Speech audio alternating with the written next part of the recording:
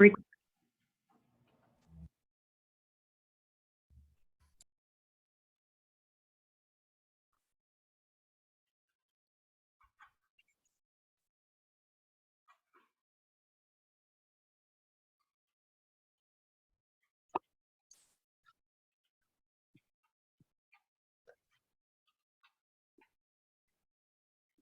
morning, everybody.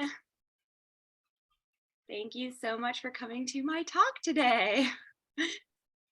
Wow, it's so cool to see you all in the room.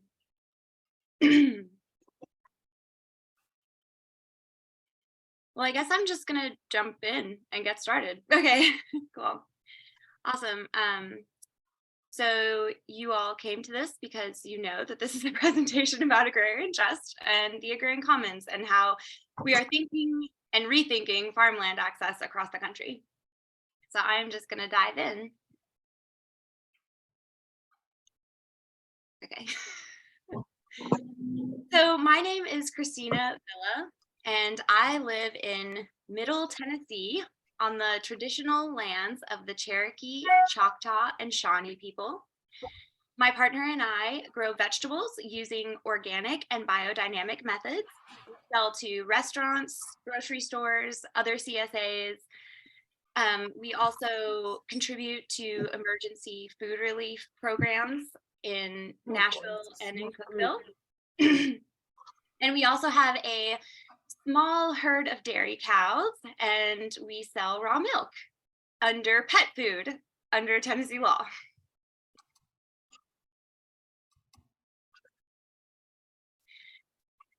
We grow all of our own food, and we also preserve all of our own food. So throughout the year, we can, freeze, dry, and ferment everything that does not get sold and everything we can catch before it goes bad, so that we have good, delicious food that's nourishing and nutritious throughout the year. But it wasn't always like this for me. I didn't grow up on a farm, and my parents did not grow vegetables. They didn't even grow flowers or a tomato. Like, I never had farming experience ever. So I am excited to get to share a little bit about how I got into this work before sharing exactly what this work is with you all. I started seeing all of the disparities in the system that we're living in. How many people are hungry, and how many wealth disparities and social inequities and health disparities there are. And I started realizing that it's really all about food. It's all about who has access to food. Poverty is perpetuating itself. People who don't have access to food end up with more health inequities, more social inequities, more issues that cost more money, all that could be fixed if more people just had healthy food access. I also started noticing that even people who have access to grocery stores, because many people don't, that the food that you're getting in the grocery store isn't that great either. There's a lot of nutrition that is not available in grocery store food.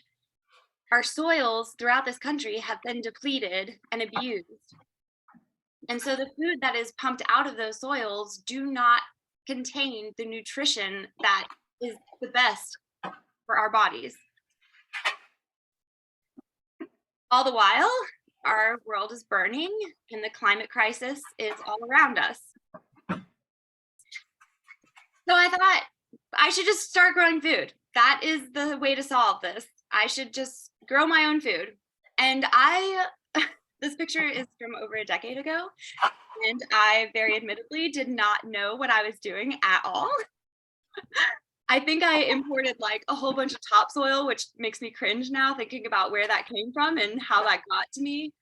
But I did learn a lot in that process. I learned what it can do to your soul when you connect with nature on such an intimate level, such as gardening.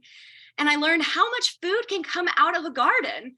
I was shocked how much abundance there was with such a tiny little space and someone who didn't even know what they were doing. So I started taking all of the extra produce and going to emergency food relief, soup kitchens, sharing it. I was giving it away. And then I was hooked. I realized that emergency food relief is so important and crucial and necessary, but that it's not solving the issue or the system that is keeping people hungry. So I thought, what I really need to do next is learn how to grow food in abundance. I need to learn how to farm.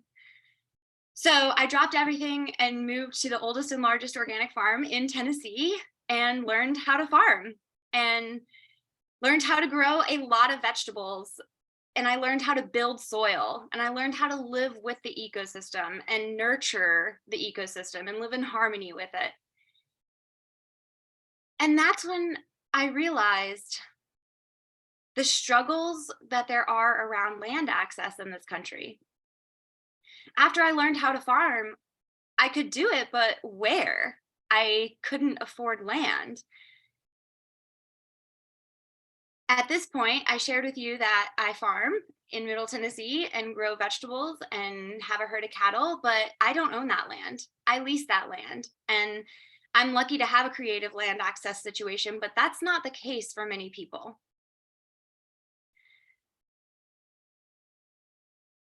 So my journey started with thinking that the crisis was all around food and that peace, the basis of peace, was food. But then I realized that it's actually land. It's actually who has access to land and what happens to that land. And that is what so many of our inequities and disparities around the country are actually based on. And that's what led me to the work with Agrarian Trust. Farmland is in crisis. Every single day, 2,000 acres are lost from agriculture production. Every single day, 37 mid-sized farms close, buckling under the financial pressures of this unsustainable system. The earth is being depleted, over-extracted. The climate crisis is imminent, yet less than 3% of farms across the country are using organic and regenerative methods. Over half of all US farmers are over 65 years old. And often their retirement is tied into the land that they own. Land prices have skyrocketed, leaving many new and beginning and socially disadvantaged farmers out of land ownership entirely. When land goes on the market, it's the highest bidder who gets it.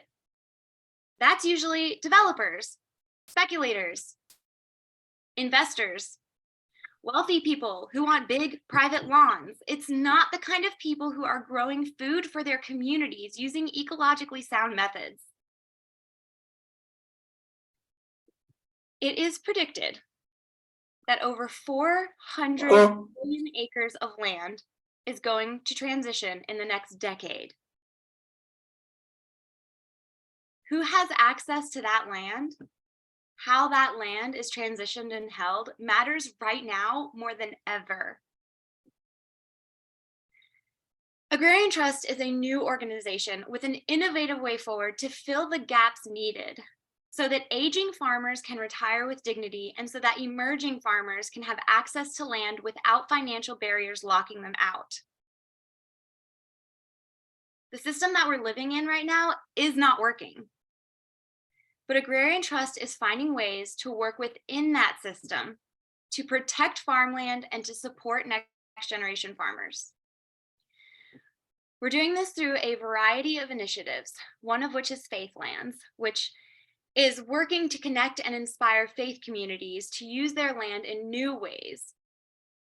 Faith communities are one of the largest landholders in the country, and often they don't even know what land that they own. Using land as part of a church or faith community's mission can be transformative in what happens with the climate crisis and land access and food access in this country. If you were to go to the Agrarian Trust website, there is an entire section on Faithlands that I definitely encourage you to check out if you're interested. We're also doing this through the Commons Alliance, which is a network of community-centered and land-based organizations. Also a section on the website if you're interested in plugging into that and signing up for the newsletter for that and finding out more about that. The main way that Agrarian Trust is working on this land access issue is through the Agrarian Commons, which is what I'm here to talk to you about. These are nationally supported, community-held land and agrarian properties that support sustainable food production, ecological stewardship, community vitality, and equitable land access for the next generation of farmers and ranchers. So if you have not heard of an Agrarian Commons before, which many people have not, this is new. Agrarian Trust is our national nonprofit. It is the National Land Trust. And throughout the country now, there are these Agrarian Commons, which there are 13 set up across the country. And these Agrarian Commons are boards of people that own the deed to the land. And that way it is community owned. Agrarian Trust decommodifies land by taking it off of the market permanently and placing it in these local Agrarian Commons. These Agrarian Commons are 501c2 land holding entities. They're managed by a board of people. On the board that owns the deed to the land is the farmer, the steward, the person who's living with that land, the person who's caring for that land. Also, community stakeholders. Those are the people who support that farm and live with that farm and eat from that farm. And then also there's Agrarian Trust representation.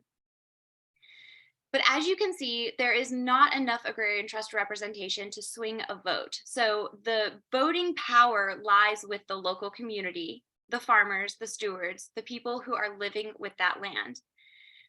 Legally, this board is only able to hold the deed to the land and convey lease tenure. So the farmer in this model has complete autonomy and control over the land that they're caring for and are part of negotiating and creating the lease that they sign with the Agrarian Commons. This lease that the Agrarian Commons conveys to the farmer and steward is very different than any sort of lease that you've probably ever heard of before. The first way that it is very different is the cost. So the farmer is part of dictating the lease cost. So they get to help choose what they will be paying. And it is far below market value. So in some places across the country, the farmers are paying $0 a year for their land access. In other places, they're covering just the cost of insurance and taxes. In other places, they have agreed to pay more for stewardship costs. All money that a farmer and steward pays into the Agrarian Commons through their lease stays in that Agrarian Commons. None of it goes to the National Agrarian Trust. That money is put back into the land. It is put back into preserving that land, supporting building soil, supporting building infrastructure, supporting that farmer's needs. Another thing that's drastically different about this lease is the duration. So these are for as long as state law will allow. We're not talking a year-to-year lease. This is 99 years in most places.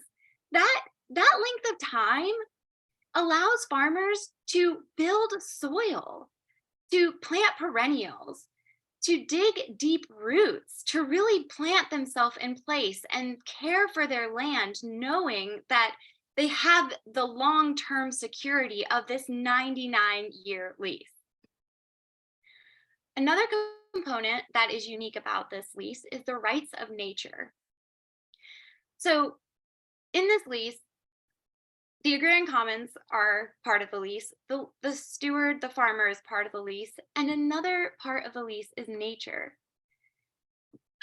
It shouldn't have to be this way. We shouldn't have to be working nature into the legal structure like this, but unfortunately in our country, we do not prioritize nature. We do not take care of our environment. And so this lease brings nature to the table in ways such as nature is free from overgrazing.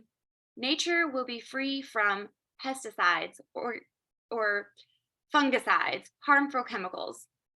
It just ensures that ecological stewardship practices are maintained. There's also an equity building component to this lease. So in this lease structure, the farmer and steward has a lease to the land, and everything that they were to add to the land, any infrastructure improvements, they would then own themselves. So if they were to erect a barn, or if they were to add a cement floor somewhere, those are very specific examples, but any addition, even soil building, is a form of equity that if and when the farmer wants out of the lease, that they would get paid for when they were ready to transition out of their lease. This lease can also be transferred to the next generation farmers. So this lease can be transferred to your children, or to a next generation farmer that this leaseholding farmer identifies themselves. All of these components make this lease very drastically different and unique and better than any market lease that a farmer could get in that is standard across the country right now. There are also land equity components. You know, when we talk about what is equitable, or what is financially meaningful, there are things that we don't consider, which are those soil building qualities, which are those care for the water and the ecosystem. You know, those things don't fit on a spreadsheet, but they are important and they are needed. And with the Agrarian Commons model, land is focused as a centerpiece of what we are all here to care for and here to take care of and here to be in relationship with. By bringing communities to the table in this lease, and in the board, and in the work of the Agrarian Commons, we're helping to build resilient food systems across the country. Farms need communities. They need community support, and communities need farms. And by bringing them both together, we're creating resilient and just ways for people to be in relationship to food and land. So here's a map of all the places that we have Agrarian Commons so far. Hopefully in the next 5 years, there will be way more blue dots. Maybe there's one where you live. So I've told you all about the Agrarian Commons model, and now I would like to share with you how Agrarian Trust is different than any other land trust. So before Agrarian Trust was created, which was not that long ago, so the Agrarian Commons have only been around for 2.5 years, and already there's 13 across the country. But before Agrarian Trust was made, there were two types of land trusts: a conservation land trust and a community land trust. A conservation land trust is what most people are familiar with when you say land trust. A conservation land trust, they've done great work. There wonderful things have happened because of conservation land trusts, but they are limited in what they can do. They are limited in meeting the crises of our time in this very moment. A conservation easement puts restrictions on a piece of land. It says what you can and cannot do on a piece of land, but it does not say what will happen to that land. It does not ensure active use food production. It does not ensure regenerative agriculture, chemical-free food production.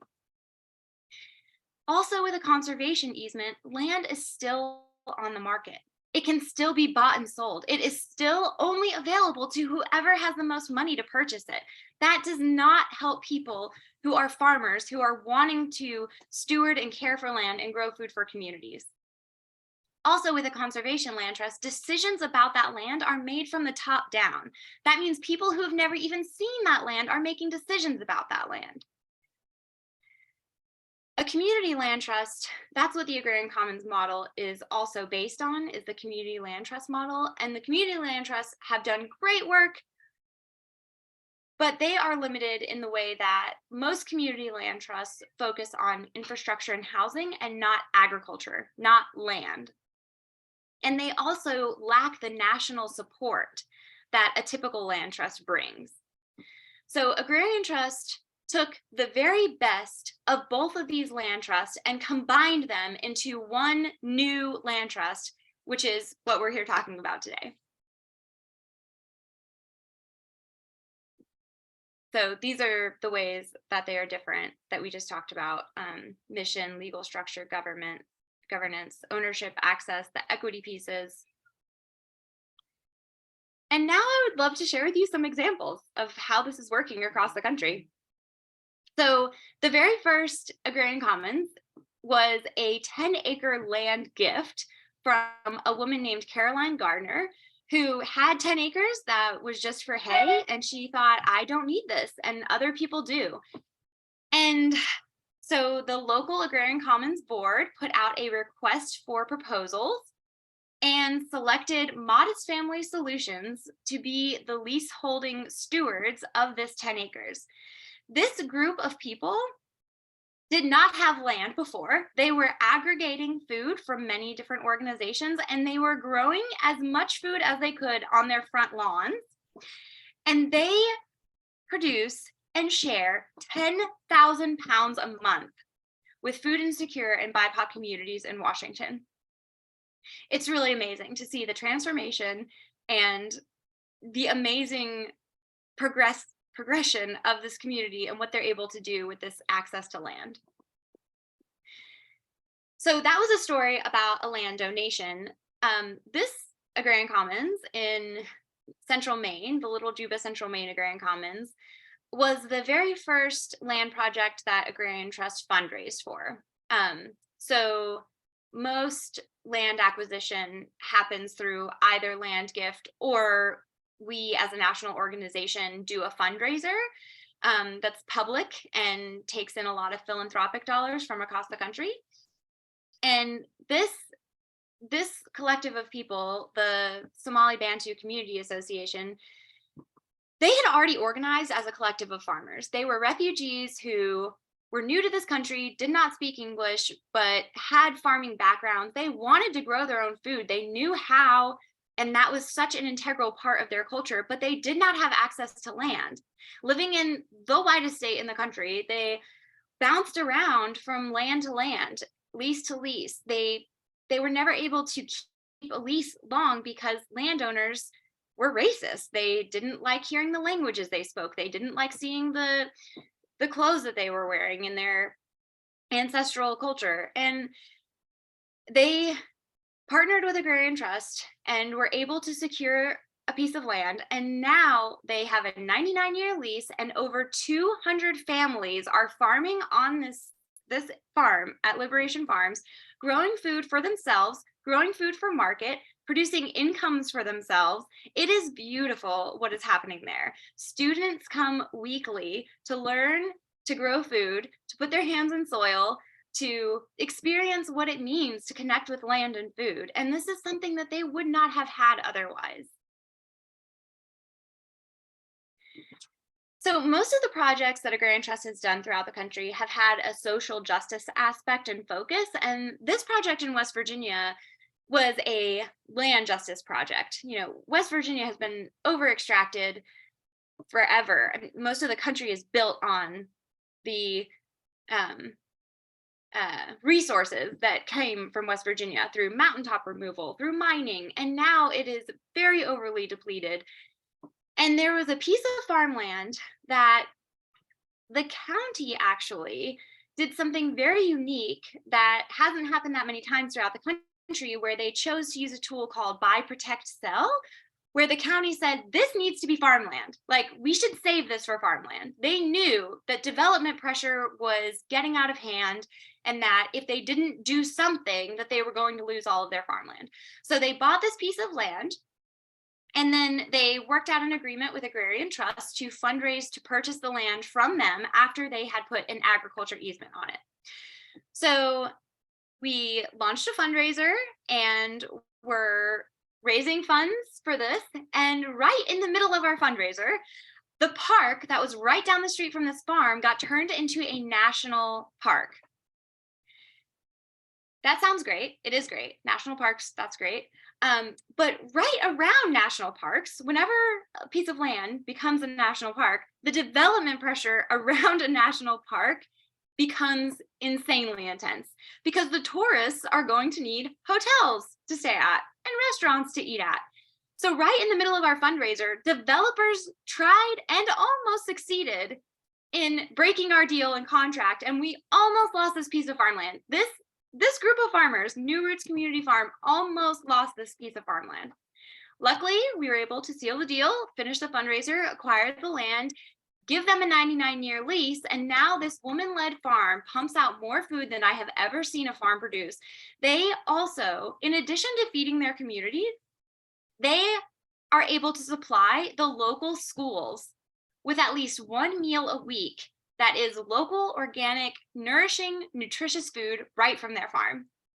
That is amazing. That is so radical compared to what's happening across the country. And that's what I want to see happen everywhere, is local schools be getting local food from their local farms that is grown organically and with high quality nutrition. I love this story because of those aspects that I just shared. So we just completed a project in Virginia, which was an urban farm, unique in the way that it was more acreage than a typical urban farm is. It is specifically for Black farmers. Each Agrarian Commons gets to create their own bylaws and mission and what they're going to focus on. And this particular Agrarian Commons, the Central Virginia Agrarian Commons, has chosen to ensure that control of land goes to BIPOC people. And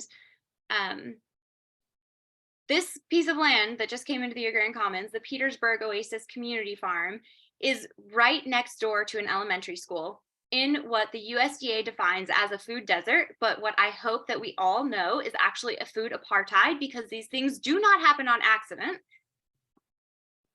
This is so amazing. This land has been saved. It is protected as farmland. It is now being used at this moment already. They're growing food. They're feeding their community. These children in this urban setting have never seen food grown. They see it now every day on their bus ride to school. They're used to seeing gas station marquees, fast food signs, and now they're seeing food being grown. They're able to walk out there and visit the land. I'm just gonna, in addition to that urban project that we just completed and secured the land for, this same Agrarian Commons has a rural component to it. A woman and her husband decided to donate 80 acres into this Agrarian Commons. And this Agrarian Commons is the first one to showcase the relationship between rural and urban settings. So, you know, rural farms need community to support them, but it's typically the urban centers that are those connection and support. So bringing these two pieces of land together into the same commons to support one another and to be connected in that way is something that we hope to be able to do in every Agrarian Commons, and will do with every Agrarian Commons. I have this video I'm going to share that shows the people involved in the Central Virginia Agrarian Commons and about the land gift.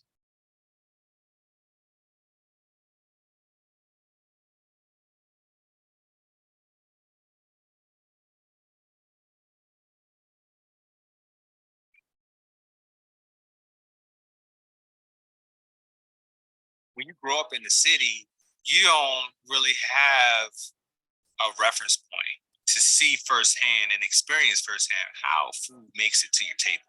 It has not been a normal aspect of our city life experience for probably 60, 70 years. I was born into a military family. We lived on and around military bases, so I did not come from a landed family. My family had no land. It's assumed that if you're Black, you came from an urban area in the modern world, because there was a time if you were Black, it was assumed you came from a rural area. But that changed post-Civil War. particularly Black and brown people are faced with high concentration poverty, public health issues, all types of challenges and social inequities. And the work we do around developing green spaces, I consider this a liberation work. We're losing 30,000 acres of land every year, we meaning African American community, and we now own less land collectively than we did in the year 1935. Like, how do we level the playing field for folks that grew up in poverty?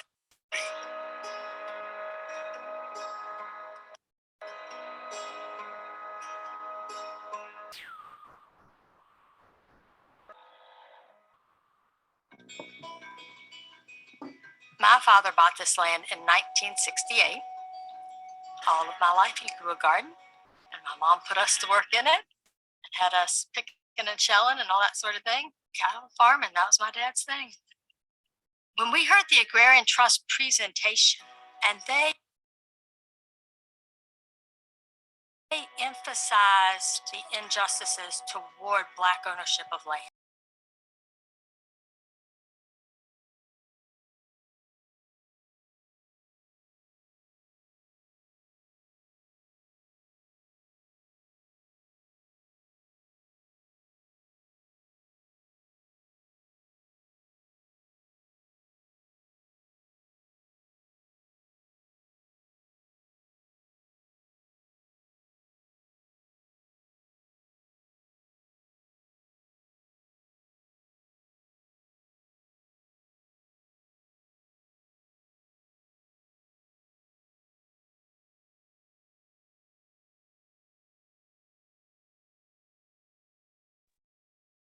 Hey, Kristina, I don't know if you can see the chat, but the sound dropped from your video.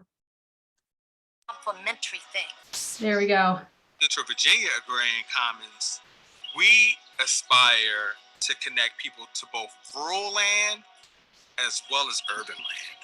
By acquiring land in the urban space, we can use that land for folks to be trained and learn to get their chops and then move on to larger parcels of property. It's not just something that we just do. We understand why we're doing it, and significance to people who look like me is break the chains.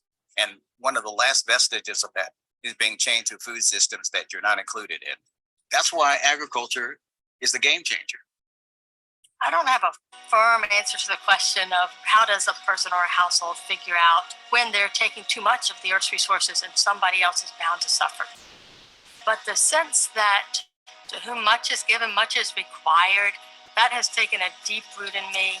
And I really want to live into dispersing the resources that I've been given and trading them off, I hope, for a form of extended family. I feel like this is the way that we charge up new generations to appreciate farmers, to become farmers. I see it happening in real time, just how community members are empowered by having access to land. We're not worried about a developer coming in with an offer and being like, yo, you gotta go. Like, no, we can take root. That's what I'm hoping we'll be able to build here and show by example that a community can really be built up and operated by people of color that are successful in agricultural ventures and live sustainably, so that 5 generations from now, when I'm gone, that this place can still be standing and people can still be learning here. So we're going to work to see, can we make that happen? You could think that donating land means you're just giving away everything that you have. But what I really feel like I'm doing is I'm trading it for near neighbors who are growing food, who care about the masses of humanity, who are taking on the social causes. I'm trading it for the world's best neighbors. We're on the cusp of showing the world what can be done when organizations understand their positionality. The Agrarian Trust shows up as a collaborator to help create these liberation strategies for communities that have been marginalized. And that's the type of work that we need to be doing right now. I'm hype about it.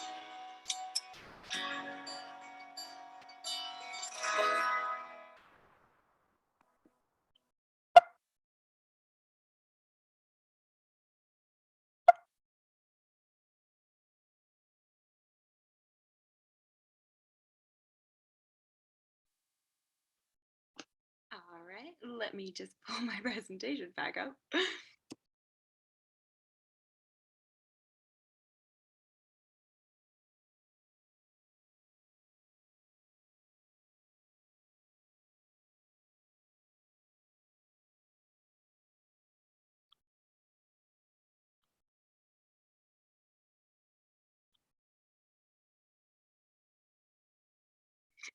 Awesome. Well, I hope that you all enjoyed that video, and I I helped make that video, but every single time I see it, I am brought to tears. It is so inspirational and so humbling to get to be part of even just a tiny little part of this amazing work. There are a lot of videos on the Agrarian Trust YouTube page and also on the website under the video tab. And yeah, I would really encourage or invite and hope that you all get to spend some time exploring those. So I also wanted to share about our current project happening in Virginia, which is for the Southwest Virginia Agrarian Commons, focused on farmer Cam Terry of garden variety harvests. This is another Black farmer focused project in an urban setting. Again, a unique project in the way that it is a larger piece of farmland than a typical urban farm, but right in the middle of a city. This is over 3 acres, and this farmer, typically most of the projects have started with a piece of land and then, the farmer, but this one started with the farmer. This farmer was growing food for his community for over 5 years, feeding many, many people through farmers markets, restaurants, and didn't have land.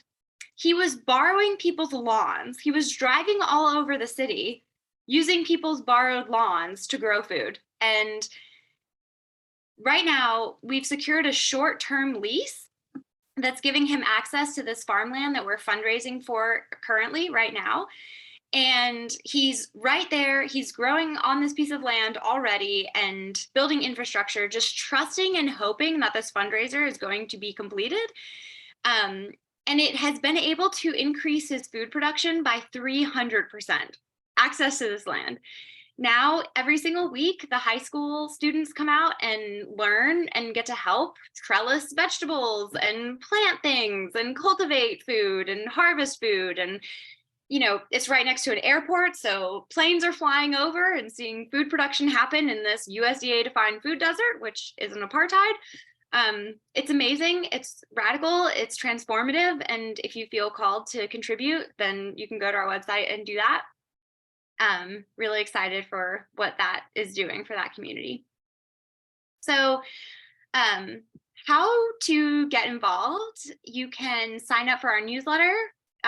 We have it broken down so you get to select what you want to hear about. So if you're particularly interested in Faithlands or a specific Agrarian Commons, then you can sign up for a newsletter geared toward just what you want to hear about. Follow us on your favorite social media. We're on Facebook, Instagram, Twitter, LinkedIn.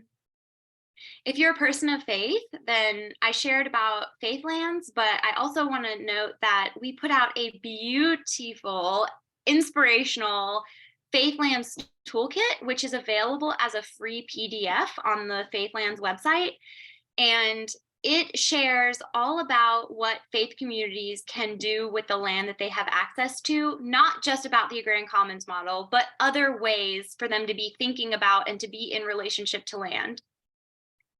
We would love to partner or collaborate in any sort of way. So a lot of these fundraisers have these components to them where a business decides to do a percentage of sales for a day, and we help promote that and collaborate in that way. And it ends up being a great way for us all to share audiences and build network, and also to support this work that is so important and needed. So if you have an idea of a partnership or collaboration, I would love to hear about it and talk to you about it. Of course, we love land donations, and honestly, that is the way that this is going to happen. We cannot buy every farm. There's just no way. To really start to turn the tables, land has to be donated. Like, people need to see that what the resources that they've been given can be shared and utilized in other ways. course, you can donate to any of our projects. And yeah, I feel like I ran through that really quickly so that we could have time for discussion, and now would love to open it up to questions, comments. I would just love to hear even something that stood out to you or something that you really like about this, or yeah, time for conversation. But here's my email if you all would like to stay in touch or reach out in the future. And I really appreciate you guys giving me this opportunity to share and connect with you all. So thank you so much.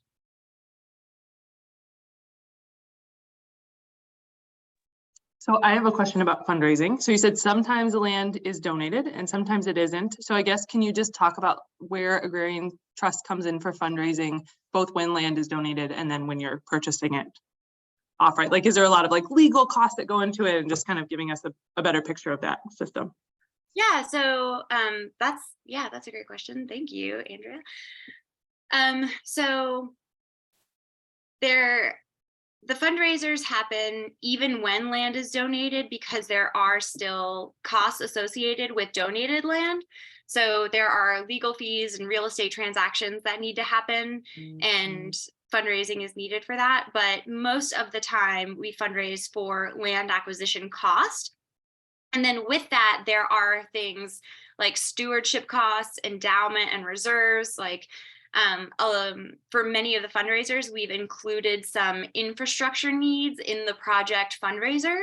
So for instance, in the Central Virginia Agrarian Commons, we fundraised to acquire the land, and that purchase has been made, but there is still $7,000 that need to be raised for the remaining infrastructure needs. So it's a covered pavilion with a kitchen, with storage, cold storage for produce, and community space.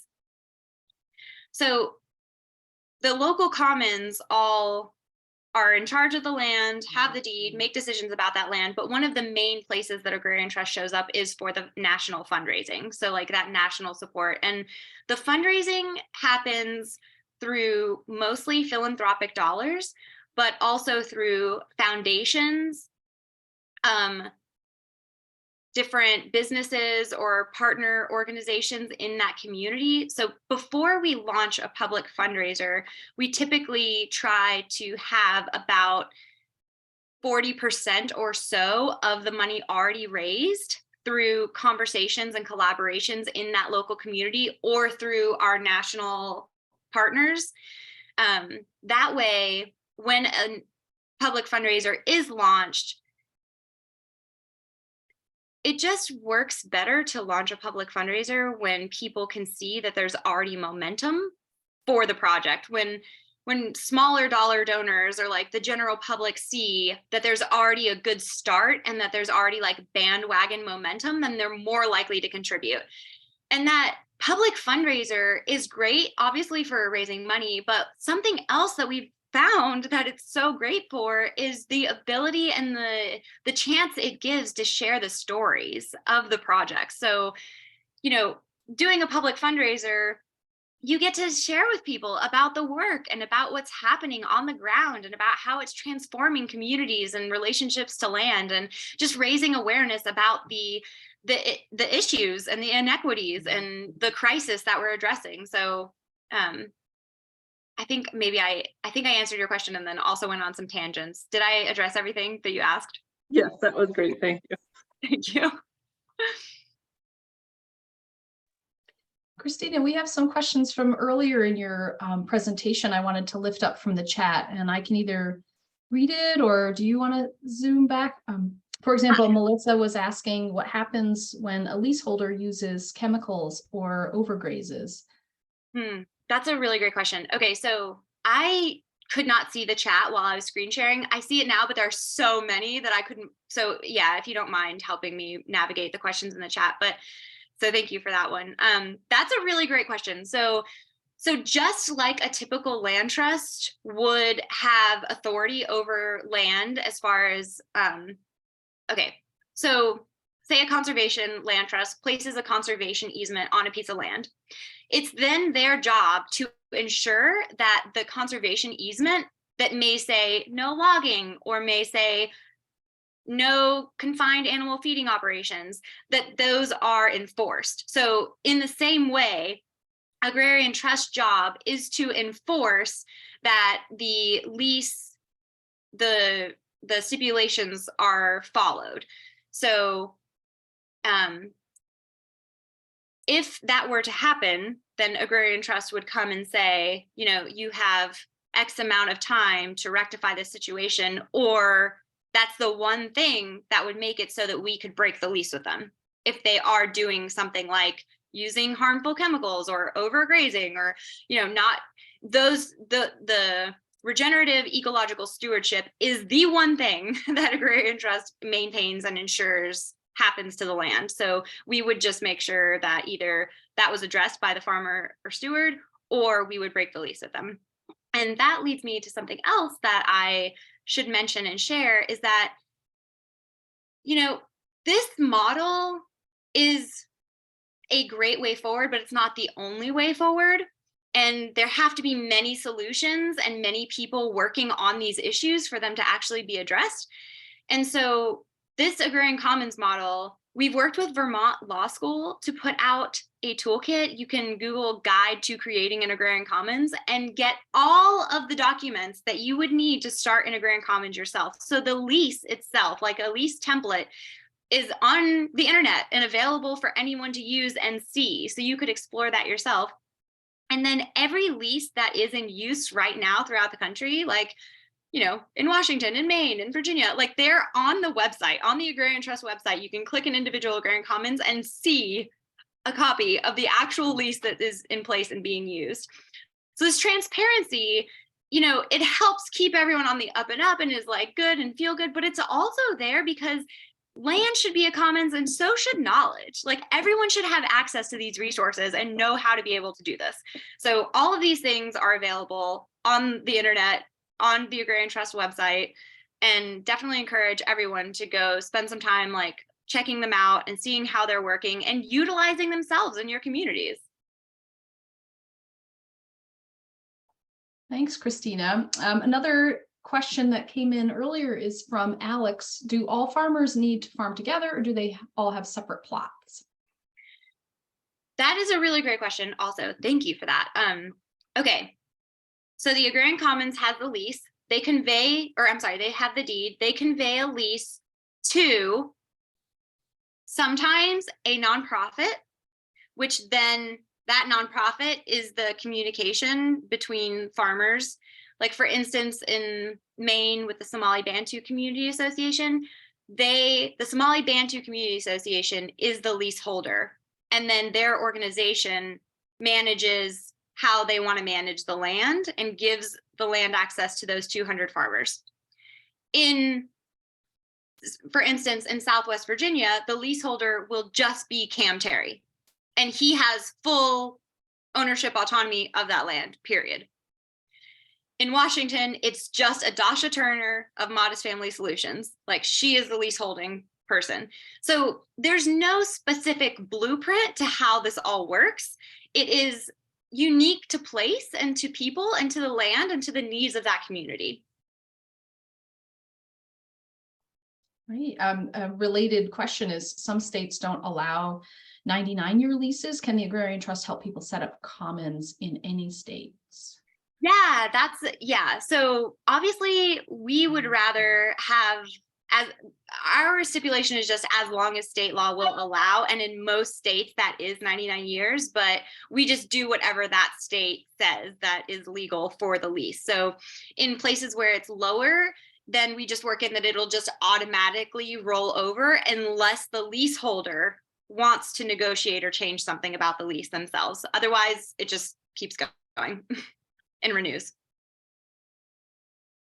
Great. I hate that everyone's hearing my voice. I'm just here to support, so people should feel free to unmute, but I'm going to keep going through questions that have been asked already so that we make sure everybody's questions are answered. So Ricky was asking, actually over in the Hoover Q&A, is this a private endeavor or does it require town, county, and state government too? I love that question. That is, yeah, you know, so all of these Agrarian Commons have been, you know, this has only been around for 2.5 years. And the ones that have been started were started with existing relationships that staff members already had, but they all have incredible community support, because that's how something works, is when a lot of people agree to be part of it and agree to support it. And so there are, in every place, so on the Agrarian Trust website, you can click an individual Agrarian Commons and see the board structure, and you can see who exactly are the people and organizations that are a part of that board. And what you'll see everywhere throughout the country are many different community people, organizations, businesses, and in some places, local governments representatives that are part of the board. So in West Virginia, you know, the county farmland protection agency has a representative on the board who helped make that project happen. So, you know, where there is alignment and shared values and shared vision forward, then definitely the more support that we can provide a piece of land and a farmer and the next generation farmers, the better. Thank you. And Mackenzie had asked earlier that when a farmer is ready to leave their lease, their infrastructure, et cetera, can be bought back from them. Where does this money come from? Does it come from the Agrarian Trust, the next farmer to take on the lease, or somewhere else? And I'm just going to pair that with a question from Melissa, which is, so the lease holder and land is monitored every year. That is common in conservation easements. I wondered if you could address those questions. Yeah, thank you.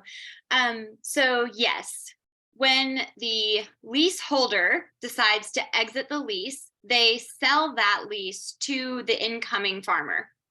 That would include their infrastructure improvements, and so that money comes from the incoming farmer, the next generation farmer who buys the lease from them, which is a far, far, far lower cost than buying the land would be. So what they're buying is any equity that the farmer has already put in, and does not include the cost of land. So is still a much lower barrier to land access and already gaining the infrastructure that exists so that they don't have to start from scratch.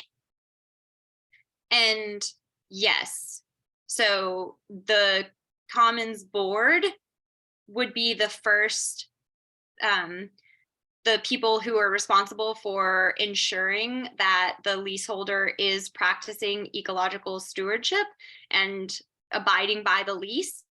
And if there was concern, they would check it out. Like if there was concern around the practices being used on the land, they would see about that and then share with the National Trust, of which Agrarian Trust has representation on each board.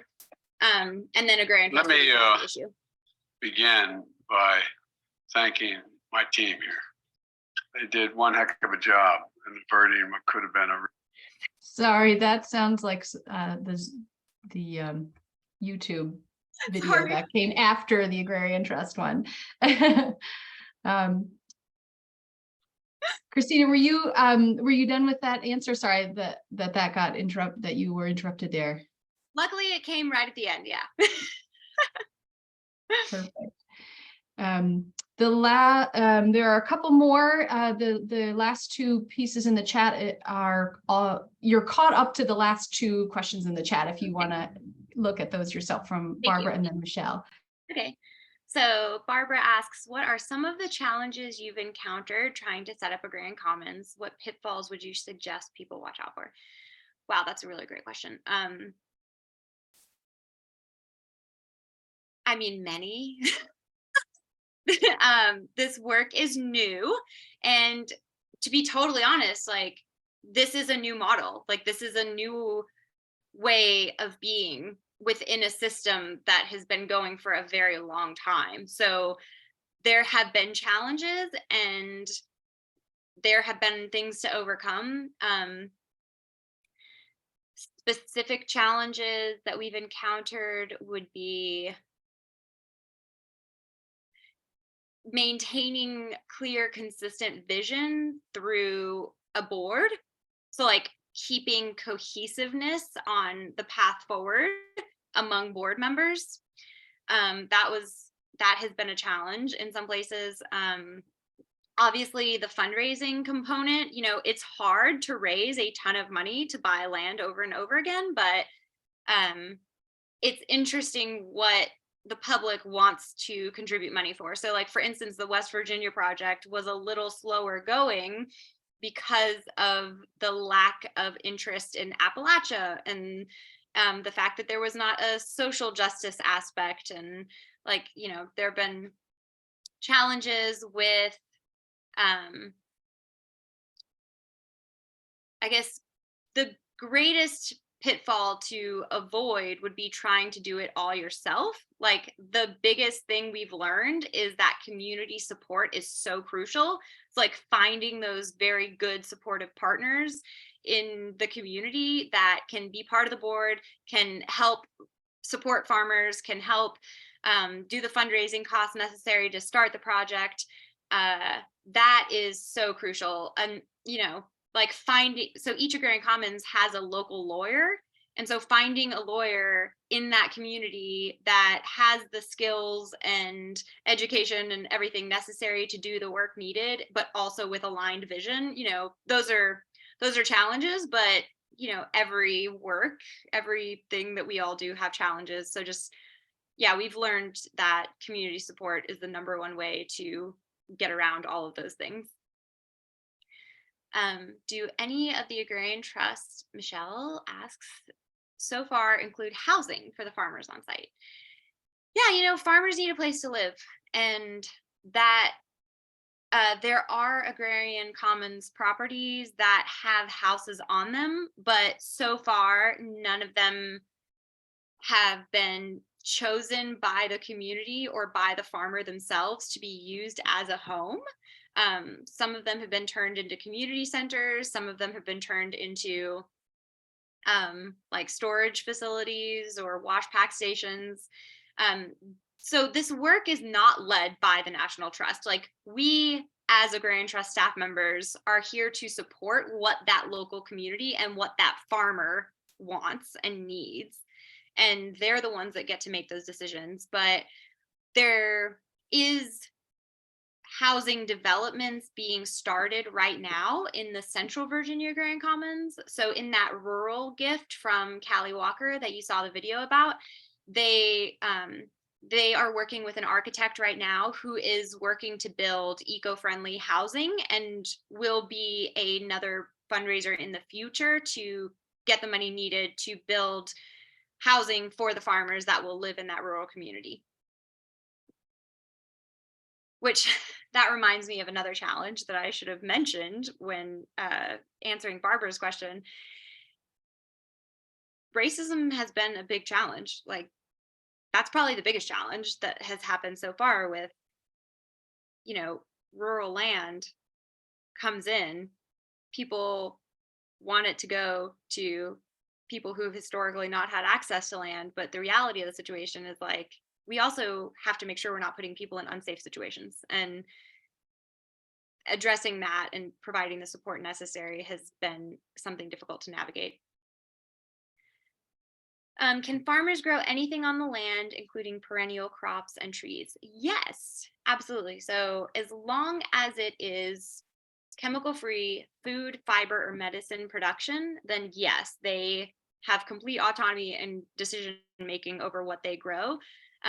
We are in conversation and starting an agrarian project with a Mayan collective who are going to be practicing agroforestry. So a lot of their growing practices includes trees and intercropping. And so not like big row crop farming, but a different sort of being with land that is still producing food for communities. I think, have I answered all? And yeah, and if anyone has any questions that you want to come off mute and just chat and talk, happy to do that. Thank you, Barbara.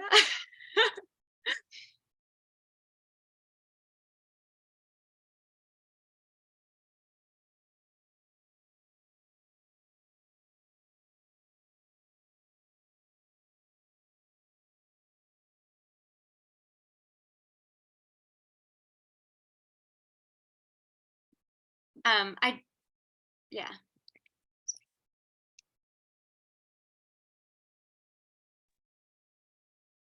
This is Jen Vasquez, and I actually don't have a question, but just wanted to say thank you. It's been great to learn more about this, and yeah, thanks for doing this work.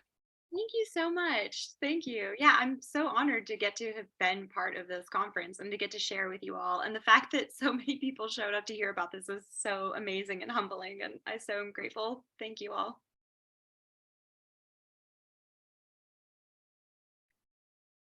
Are there, I see in the chat, are there other organizations doing similar things? As far as I know, Agrarian Trust is the only national land trust working to remove land from the market and also provide land access to farmers. There are other land trusts that preserve farmland, but not then ensure active production on that land.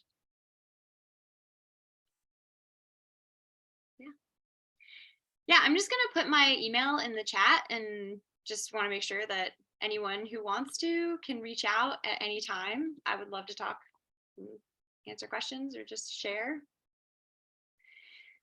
Thank you all so much for your time. I so appreciate this opportunity. Thank you. It's been fantastic, Kristina. Full, inspiring, and so educational. Thank you. How kind of off topic, but how do you manage a job outside of farming? You are farming, is that correct, as well? So I'm just curious how that balance is going. Oh yeah. It has been hard. So okay, I feel like I'm switching, like I'm just gonna be honest and like personal, like maybe like stop thinking about me as a Agrarian Trust representative and now I'm just Kristina or something. Right. Please. So when I started with Agrarian Trust, it was 5 hours a week and I was still farming full time. I also, that very first picture, I have a 3-year-old. He just turned 3. It's very adorable. So I was just working 5 hours a week and it was fine. But then, the organization is growing and we have such a limited staff that, I would take on more work. And then it was over the past I've worked here 2.5 years or so now. And there has been this constant struggle between like taking on more work because I love it. And I am so inspired and motivated by this work. And I'm obsessed with it, honestly. It's all I think about. Yeah. And I'm like, yeah. And then also the balance of being a good farmer. And like, we have a herd of cows. Like cows need constant attention. Like you can't just like, they need to be rotated. Like you have to set up fences every couple days. Like, yeah, it's a lot to pump out as much food as we pump out too. So there was a tipping point where we hired another person to take over my farming responsibilities. And that happened like 6 months ago, basically.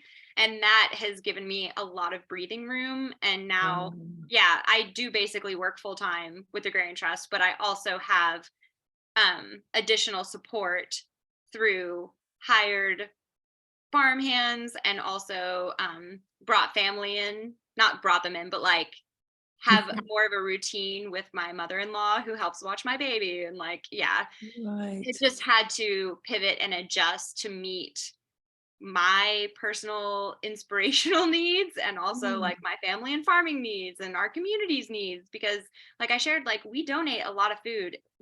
That is so important to me about what we do, is providing food assistance where it's needed. And so to be able to keep up with all of these things, I had to just realize at some point that I can't do it all and that it was draining me and that I wasn't being the best I could be in every part, and just had to like bring in help.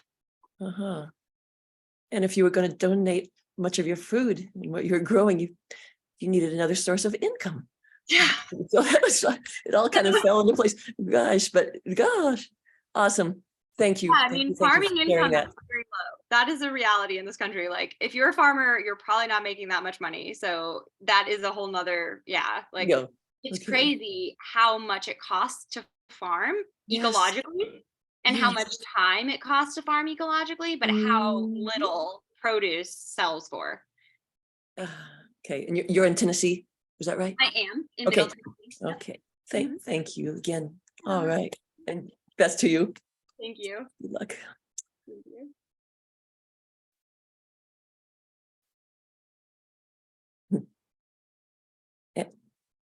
And we'll be sharing this video. Whoa, big time.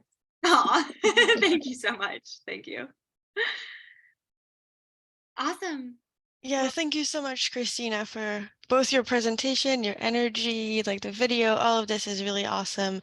And I'm glad we're talking about different ways of accessing land. I remember attending this conference a few years ago now in a room where we were trying to match sellers and buyers, and the conversation was just going to a different place that was originally thought.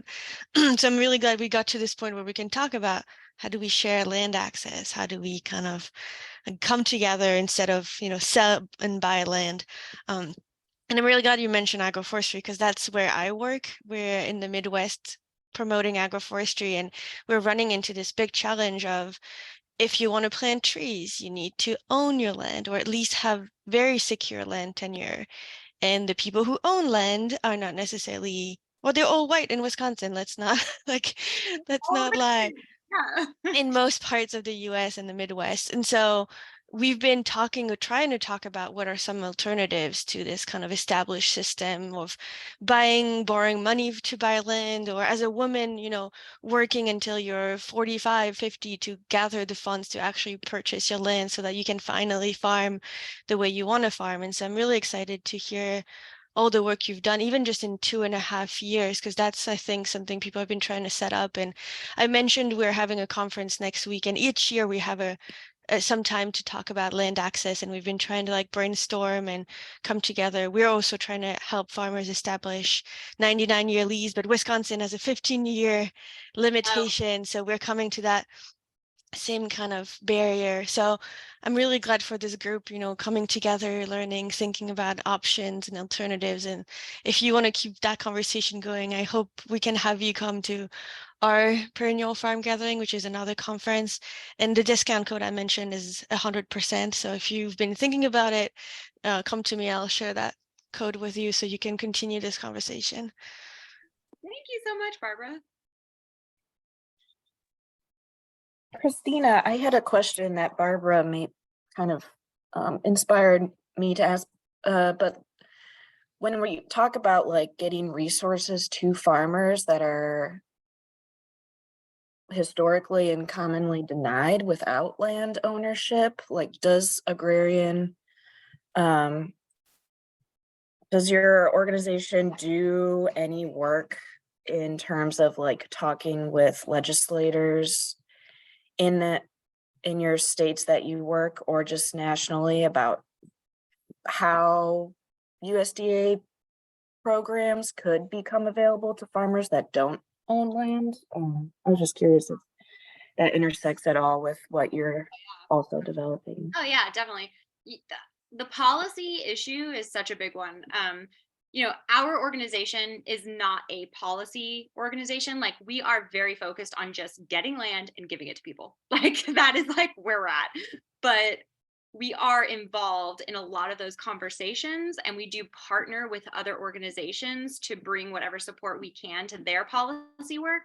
So for instance, we're part of the National Family Farm Coalition, which is focused on getting policy change where it needs to happen, as far as supporting family farmers and small farms and all of the issues surrounding the barriers to everything that farmers need to succeed. And also have been invited by the USDA, which was super humbling too. It's hard because, the USDA has been so discriminatory forever, their entire existence. And, it's tricky because you don't want to be part of that, but also you do want to help change that. And so when you're invited to a conversation with the USDA, to share our work and to share about what needs there are, we definitely took that opportunity. So to be invited by them to talk about policy. And then also, we're very close partners with the National Young Farmers Coalition, which is very focused on policy work. And so we support them in any way we can with, just partnering and collaborating with them in any way possible to support policy work, because it is such an important part. You know, year after year, report after report, land access is the #1 barrier for farmers. Like, that is the thing keeping farmers out of growing food. And it seems like maybe the USDA is listening to that finally. Never before have public dollars been available for land acquisition and land access, but just recently, just a few months ago, the USDA put out a huge grant opportunity, which they say was for land acquisition and land access, which we applied for.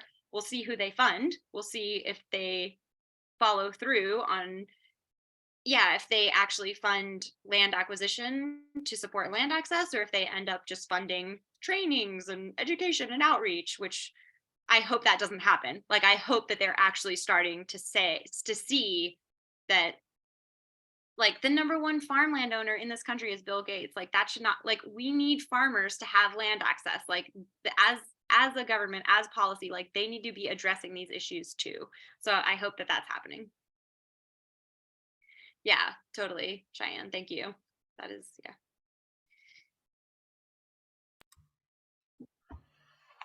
Kristina, since you got personal about your own life, I just wanted to share a little bit about my situation and see what you think. And that I love what you share. And I'm just so excited that this is coming, because I knew about conservation land trust, but I didn't know about the agrarian trust. And besides land access, I would just like to add location is such a big issue. I grew up on a family farm. My parents recently passed, and so I've inherited this. We've transitioned to organic. We do a lot of conservation efforts, and we have tried. We grow food. We have row crops, but we also grow a lot of food that we donate. And we've tried so many efforts to involve other people in our farming effort, creating a community garden. Even inviting the global greens to get access for people who are looking for land, but it's 80 miles away and no one wants to come and live out in the prairie with all of, a different culture. And we're surrounded by conventional farming that they need at least 2,000 to 5,000 acres now to make it. So it's a whole different mindset. And a lot of people have given up doing growing their own personal food because of overspray from the chemicals have killed their gardens. And so there's not this community support, but yet I feel like this passion to heal the land and to share this. And we had dreams of making it a learning farm. Well, there's just not interest because it's a different model and it's slow. It's not like we don't have, we have good relationships with our neighbors and community, but I was just wondering, how do you have any, from all the work that you've done, slowly be able to get support for this other model, because it's not readily available here to have that kind of support? You have any suggestions from what you've seen so far? I know it's 2.5 years, it's not long. Yeah, this is so interesting because like I shared with you in the beginning, like, I moved to this farm in the middle of nowhere and I lived there for 8 years. Like, I thought I was just going to go there for a year to see one cycle and, like, oh, I'll just learn how to farm in a year. And then it was like, no, like, you do not just learn how to farm in 1 year, and ended up staying 8 years until I was very confident that I could farm on my own. And yeah, it was in rural Tennessee, middle of nowhere, hour and a half from anything. Anything. And definitely saw that it's really difficult to build community and to bring people interested in agriculture out that far. It seems easier to get them involved and interested in an urban setting and then let them grow themselves to the point where they feel like they can take on a bigger and want to take on a bigger piece of land. And that's what makes the jump. Like, that's what gets people to be like, okay, now I'm going to go to this rural place because I am ready to take on this amount of land, which is what the Central Virginia Agrarian Commons is doing with that urban setting and also that rural land, to get people inspired and interested and learn how to do it on smaller acreage where there is community already until they feel confident to make that leap themselves. I'll also share that through this past like decade of being in this sort of arena, I have seen and talked with so many older landowners who live in the middle of nowhere. I'm specifically thinking about a couple I met out in Nebraska who are just so wonderful, but same issue. Like, we have this huge farm, we want to share it with people. Why are people not coming? Like, why are they not staying? Because yeah, they were so good at doing community outreach and bringing people for education and training and sharing. They love sharing their land and their farm and are so good at it. But the one thing is that people, younger, next generation, they want control. Like, they want to be the ones who have the land, who get to decide what happens, who get to live there. Like, they need housing. Like, it's so often that it needs the aging generation to leave fully before that next generation feels like they can really take root in a place, and to not feel like they're living, even though it's not genetically, but like living with their parents, you know, or like not biological, but like it feels like that. And that's just something I've observed in this work, is like, once it's clear and open to them, the next generation, to do whatever they want, to actually like have it be their own, then they're like ready to make that leap. But yeah, it's so hard. Land in transition and sharing and community, like, our culture, we need a cultural awakening, you know, like this westernized idea of being independent and being like, you know, in control and like it's like, it's not sustainable. Like, this is not working. Like, this is very clearly not working. Like, we need to be able to be in harmony with one another and with the land. Yeah, it's totally an issue. Thank you. I appreciate hearing. And that's one of the things I love about WFAN. You know, it's another generation coming in and having a passion for this. It really gives me a lot of hope and is very exciting. So thank you. Thank you. Thank you.